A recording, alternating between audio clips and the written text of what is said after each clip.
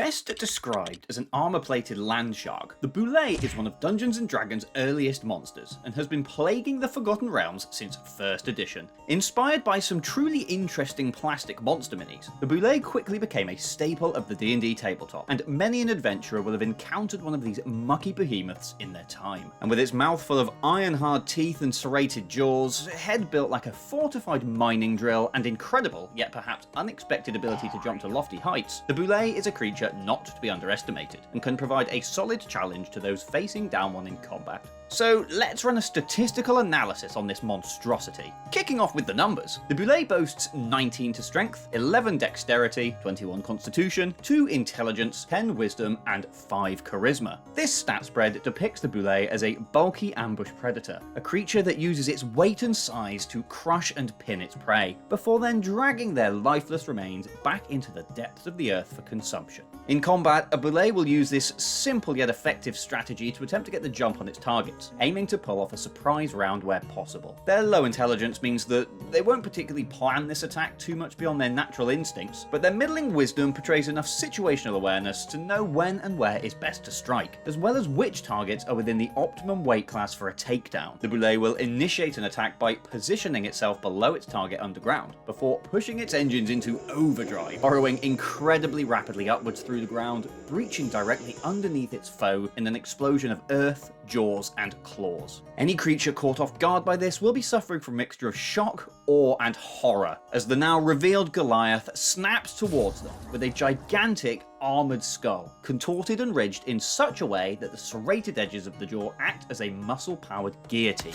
The Bulette will then attempt to crush, pin, and snap at anything near it, using its bulk as a weapon to knock creatures prone, providing it an initial combat advantage. This is especially potent if the monstrosity pulls off the surprise round it so desires, as this will grant it advantage against any prone creature unlucky enough not to beat it out in the initiative rolls. And then following on from this situation, it will then try to bite you, and this attack is nothing to laugh about, with a solid +7 to hit, and dealing a terrifying 4d12 +4 piercing damage. This attack is brutal, and is only to be expected from a creature which is around 80% head. If you do manage to survive this initial onslaught, that by no means indicates the fight is over, as the Bulette will attempt to get itself back under the ground to repeat this strategy all over again. Now then, this breakdown is also reflected in the way the Bulette tracks its quarry, as it utilises a form of tremor sense to keep tabs on what is going on all around it, much like the way marine-dwelling sharks use electromagnetic senses to pinpoint their victims in the deep blue. The Bulette uses its tremor sense to hone in on sounds and vibrations travelling through the ground, and it could use this to accurately differentiate between creatures based on weight, footstep gait, and various other quantifying factors. This means that the Bulette can track exactly what it wants to at all times, leaving any guesswork firmly stuck in the mud. It is worth noting that a Bulette above ground can see perfectly fine with its dark vision,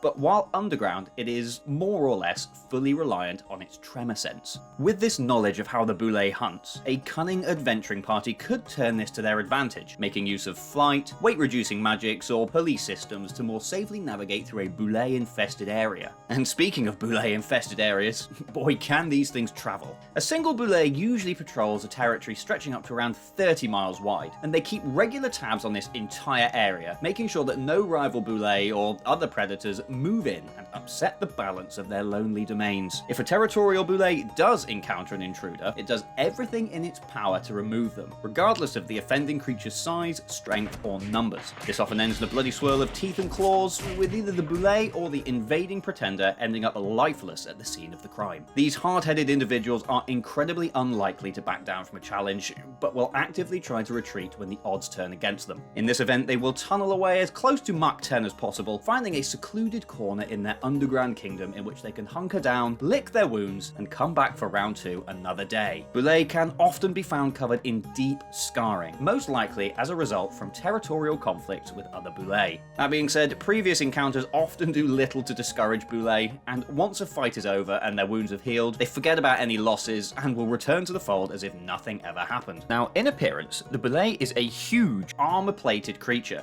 with armadillo-like claws, a gigantic chitinous maw, and sleek yet bulky body. Rumours have it that the first Bulette were created by insane wizards who thought it would be a good idea to combine the DNA of turtles and armadillos with demonic ichor. Now, don't consider me the last scholar to tell you that infusing anything with demonic ichor is most likely a bad idea, but asking around, it seems like this is the general consensus of how these things came to be. Either way, if this was the case, the proof is in the proverbial pudding, as the resulting Bulette was almost certainly not what said wizards expected to produce, and any participating magicians likely ended up being the very first meals of their arcane-wrought creations. And as is with anything magically produced via unstable methods, there are usually some unexpected quirks at play. As we've discussed, Bulette are essentially burrowing stomachs with an appetite to consume virtually anything living that they stumble across. This lack in pickiness doesn't mean they don't have culinary preference, however, and through some bizarrity within the weave that created them, Bulette absolutely detest the taste of both elf and dwarf flesh. Unfortunately for the aforementioned creatures, this usually doesn't matter, as the Bulette kill on sight and very rarely stop to process things while the red mist of a hunt has settled across their minds. Some Bulette, of course, may take a bite and then realise that this cuisine really isn't for them, but the chances of surviving the initial bite is slim enough already by itself. On the flip side, by some cruel twist of fate, Bulette absolutely adore the taste of halfling flesh and will actively seek out areas of land populated by these pint-sized humanoids in which to make their territory. These grounds can be especially contentious, with multiple Bulette vying to occupy these well-sought-after areas. If a Bulette does move into a halfling-dwelt area, there is often cause for mass panic, and it won't be long until the alarm is raised, quite understandably. Adventurers will be summoned to the area, and guard presence will likely double or triple in an attempt to repel this underground threat. This could provide a great plot hook for an adventure, as a worried halfling council summons your party to their location, asking you to investigate and put a stop to the attacks coming from underground. Bulette also make great random encounter monsters. Their range and territory sizes meaning they can be encountered virtually anywhere, and while they prefer to dwell in the deep areas of the world such as the Underdark, surface breaches are by no means unknown events. Another way you could encounter Bulette is perhaps a group of poachers are trying to capture a Bulette for use in their fighting pits, and you have to decide whether to assist either party or choose a completely different, unpredictable route, of course. Or perhaps an armor smith requires the armor plates from a Bulette to make a set of commissioned equipment, and needs to hire a group to go out and acquire the material components. This could lead to an adventure taking place wherever, as a party seek out these creatures in order to kill them, harvest the goods, and then bring it back,